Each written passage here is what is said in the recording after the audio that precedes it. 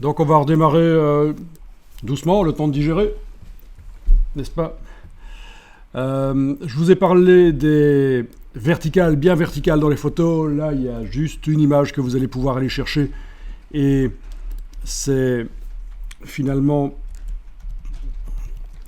ça va aller assez vite. C'est juste pour montrer un peu comment on ferait.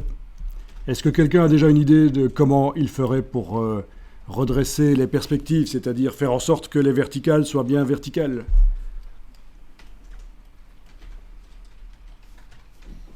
Vous en avez... Alors, je pense que la réponse se trouve dans un des menus qu'on a vu. Donc, je vous avais dit qu'il s'agit de tordre la photo de manière à redresser les perspectives. Et voilà, je vais télécharger l'image.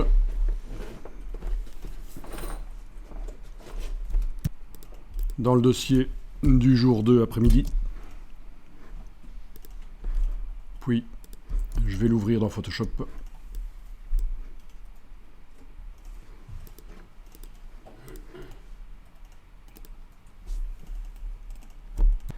Ok, touche F sur le Mac. Donc c'est une image qui n'est pas extrêmement précise. Image, taille de l'image 1024-768. Donc, vous connaissez ce format d'image? Ça correspond à... Dans l'évolution des moniteurs pour ordinateur, à un certain moment, c'était la référence ultime, les moniteurs qui pouvaient afficher 1024 sur 768 pixels. Donc, c'est assez faible à notre époque, évidemment. Et en plus, l'image est hyper pixelisée et avec de la compression JPEG. Donc là, l'intelligence artificielle pourra faire des miracles, peut-être pas, mais améliorer. Mais on ne va pas le faire, on ne va pas essayer d'améliorer par le super zoom ici. Donc voilà, là je suis sur Wikipédia, sur une page qui concerne le VGA. Et parmi toute l'évolution du VGA, vous voyez qu'on vient de loin. Il y a des ordinateurs qui avaient ça comme affichage. Moi, quand j'ai commencé, c'était ça en fait. Et 1024-768, c'est le XGA. Voilà. D'accord? C'est juste la page, donc Wikipédia sur le VGA. Bon, c'est juste pour votre information personnelle. En plus, vous êtes un peu dans le domaine, donc. Quoi qu'il en soit, nous sommes allés tout à l'heure dans un menu qui n'est pas accessible pour l'instant parce qu'il ne s'agit pas d'un calque vraiment. Ben, la première chose qu'on va faire, je veux dire, oui, il s'agit d'un calque, mais d'arrière-plan, donc c'est pas un vrai calque manipulable comme on veut. Première chose qu'on va faire, on va aller double-cliquer à droite du nom du calque. Moi, je vais juste ici remettre temporairement les vignettes en grand, oui. Donc je disais double-cliquer à droite du calque d'arrière-plan pour le transformer en calque 0. OK. Et donc c'est un calque manipulable. Alors ici, vous avez édition, transformation. Édition, transformation, et dans ce sous-menu, nous étions allés chercher symétrie et axe horizontal. Bon, il y a autre chose là-dedans qui peut servir. Alors, tiens, ils ont changé le nom. Ok. Bon, c'est certainement distorsion. Pourquoi j'hésite? Parce que en fait, d'habitude, j'y vais pas par là. Mais je vous montrerai après.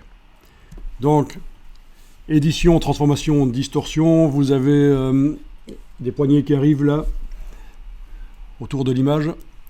Quand vous prenez, ben voilà, on arrive à distordre. Alors oui, il y a parfois, quand je montre cette technique, je demande au préalable d'afficher une grille par-dessus l'image, une grille qui aide éventuellement à bien placer les verticales, mais là vous allez le faire à l'œil.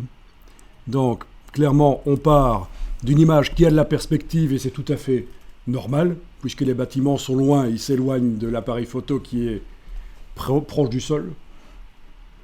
Mais donc là, il va falloir faire sortir la photo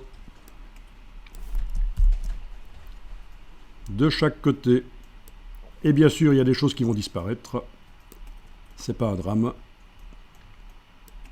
Et comme je le disais, une photo avec des verticales bien verticales, donc ce qui est vertical dans la réalité devient vertical dans la photo, c'est beaucoup plus pro.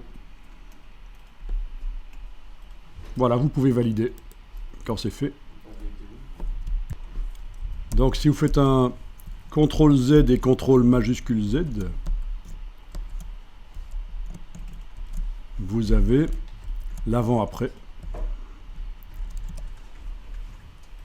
Voilà, on est davantage dans... Ah oui, il y a un building qui nécessiterait éventuellement... Il n'est pas encore tout à fait vertical. Il nécessiterait éventuellement qu'on y retourne. Ah ben justement, je vais recommencer l'opération en allant en arrière, voilà. Comment on affiche les grilles? Donc dans ce cas-là, je vais redémarrer d'image de départ. Hein. Si je veux être certain de redémarrer l'image de départ, je fais Fichier, version précédente. Ça va rechercher le fichier, ça le remet. Donc, l'autre solution que je vous montre, ça consiste à faire CTRL A, commande A sur le Mac, CTRL A sur le PC, c'est donc sélectionner toute image, ça correspond à un menu sélection, tout sélectionné, comme vous voyez là au-dessus du menu, dans le dessus du menu.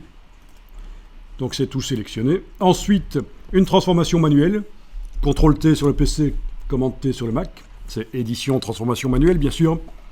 Et là, je fais appel à la distorsion qui avant s'appelait torsion, mais bon, avec la touche CTRL du PC ou commande du Mac enfoncée, si je prends une poignée, ça distorde. Voilà.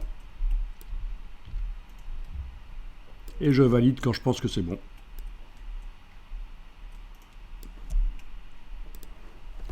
Et je désélectionne, sélection désélectionnée ou CTRL D comme déselect. Et voilà. Bon. Image qui n'est pas extrêmement facile, il faudrait un peu plus de boulot pour redresser le building. Et ici, qui me paraît quand même toujours un peu en perspective, il faudrait... Oui, il y aurait un peu de boulot.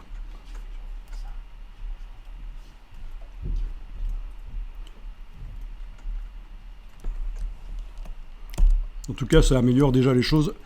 Et alors, vous me posez la question de la grille, parce que je vous en ai parlé, et ça a suscité votre intérêt au plus haut point.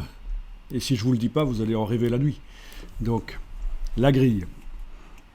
Menu affichage, afficher, grille. Voilà la grille. Affichage, afficher, grille. Donc, actuellement... C'est une grille de combien de pixels? En tout cas, il y a 16 zones dans chaque grande zone de grille. 16, il y a des subdivisions, vous voyez. Ça peut être intéressant parce que là, elle est quasiment inexploitable sur cette photo, en fait, cette grille. Ça peut être intéressant d'aller modifier dans les préférences, la grille. Vous allez dans les préférences, repères, grille et tranches.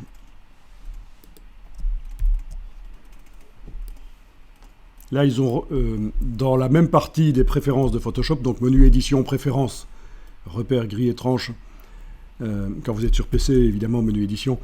Dans cette même partie, ils ont mis ce qui concerne les repères. On en a utilisé un tout à l'heure, très rapidement. Il y a ce qui concerne la grille et il y a ce qui concerne les tranches. Est-ce que quelqu'un sait ce que sont les tranches? Non. C'est un système pour faire en web, en fait. On découpe des images pour rendre interactives certaines parties de l'image, éventuellement. Et à l'origine, c'est un système, quand le web était très lent, en découpant les images, envoyer l'image en plusieurs petites parties était plus rapide que d'envoyer une grande image. Donc, tranche, c'est du web. Vous n'allez jamais l'utiliser, sauf si vous faites du web, peut-être, et même pas, peut-être. Donc, ce qui nous intéresse, c'est la grille, ici. Alors, grille, tiens, elle est à 2 cm avec subdivision 4. Les centimètres, ça va dépendre beaucoup de ce qui est pré-réglé dans l'image. Comment est-ce que la personne a pré-réglé l'image? Quelle est la dimension en centimètres qui est pré-réglée? Donc, on va plutôt passer en pixels, puisqu'on sait que c'est la mesure que Photoshop comprend vraiment, avec laquelle il travaille vraiment. Bon, ben, éventuellement, on peut tenter 80 pixels de pas avec 2 subdivisions. Tentons ça. OK. Et voilà. Voilà une grille un peu plus correcte. Donc j'ai mis 80 pixels et 2 subdivisions. Les paramètres de la grille, c'est Donc si tu n'arrives pas à accéder à préférence, c'est que tu es toujours en transformation manuelle. Voilà, il faut valider ou sortir. Erreur habituelle du débutant, c'est normal. Ok, donc image un peu plus difficile que prévu, mais vous avez vu le principe. Si je voulais vraiment la faire, il faudrait que je la scinde en deux avec une sélection, que je fasse d'abord la partie de gauche, puis la partie de droite sans doute. Mais bon, voilà. Franchement, c'est mieux. Affichage, je désactive l'affichage de la grille ou carrément tous les extras. Et je peux voir ce que ça donne. Mais je crois qu'il y a une illusion d'optique en fait sur cette image. Parce que quand je la voyais, cette image avec la grille, le bâtiment me paraissait bien droit. Et là, quand je le vois, à cause de l'escalier, c'est un escalier? Oui, un escalier de secours là sur la droite. Et le fait qu'il soit penché comme ça, ça change la perception des choses et on a l'impression que le bâtiment central penche. Je pense que c'est ça qui se passe aussi. Donc, à appliquer éventuellement sur vos photos, dans vos flyers, dans vos bannières, etc. Si vous voulez que les choses aient l'air pro, évitez ces fouillantes légères vers le ciel. Évidemment, si vous êtes au bas de l'immeuble et vous le photographiez, ça, les perspectives, vous ne pourrez pas les corriger. Ça fait partie de la photo, la perspective. Ça fait partie de l'intérêt de la photo, que ce soit en perspective. Mais ici, la perspective d'origine de la photo n'apporte rien. Est-ce que quelqu'un sait comment on aurait pu, au moment de la prise de vue, régler le problème? prendre de la hauteur. Prendre de la hauteur aurait créé de la perspective vers le haut et vers le bas. Oui, d'accord. Mais ça fait partie de la photo. Dans ce cas-là, c'est un intérêt. Donc, c'est assez peu connu, mais il existe un certain type d'objectif qui permet, au moment où on photographie, d'avoir les verticales bien verticales. Au lieu de faire du post-processing dans Photoshop, on peut le faire au moment de la prise de vue. Je vous le dis tout de suite, c'est des photographes spécialisés pros qui vont utiliser ça. Voilà, j'ai tapé ici dans Google objectif à décentrement. Et avec un objectif mobile comme ceci, avec des lentilles d'un côté et de l'autre, au moment de la prise de vue, on fait en sorte que les verticales sur la photo soient bien verticales. C'est quelque chose qui existe depuis quasiment l'invention de la photographie en fait. Les premiers appareils photo, c'était un soufflet et l'objectif était mobile par rapport à la plaque, au senseur, on va dire. Donc, vous voyez, c'est assez particulier. Voilà, il vous explique ici. D'ailleurs, il y a des articles pour, au lieu de ça, obtenir ça. À gauche, c'est une photo de touriste. À droite, c'est une photo de pro. Tout simplement. Je veux dire, si on voit les deux images là. Bien. Ah oui. Donc là, il arrive même à remettre la cathédrale de face alors qu'elle est de profil, je pense. Ça doit être ça, oui. Ça marche dans les deux sens. Chose qui peut se faire aussi dans Photoshop. Si je voulais la façade ici de face, par la torsion, vous y arrivez. On va enregistrer le document ici pour les archives, on va dire, pour vos archives. Voilà. Je vais juste indiquer à la fin que c'est la version 0.2.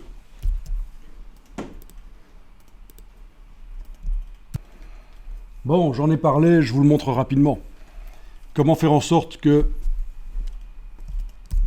par exemple, cette façade-là soit vue de face.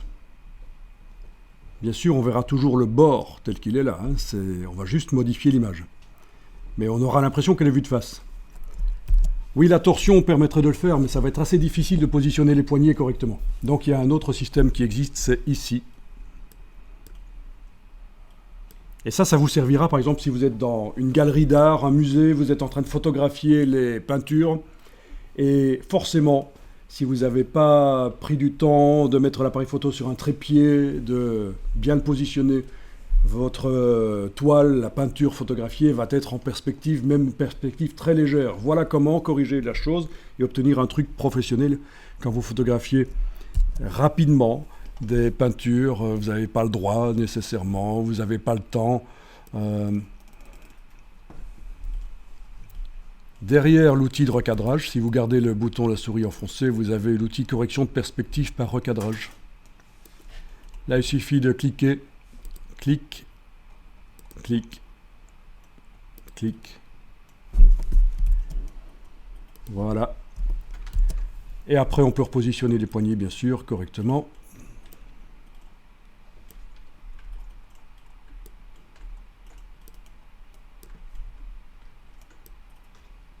Voilà. On va dire que ça doit être bon, ça. Il y a des voitures devant, mais on va faire avec. Hein. D'accord. Si vous cliquez sur le petit V, et ben voilà, vous avez la façade qui est là, de face. Marrant ça. Bon, ça n'a pas été tout à fait extrêmement bien fait, mais vous avez vu le principe.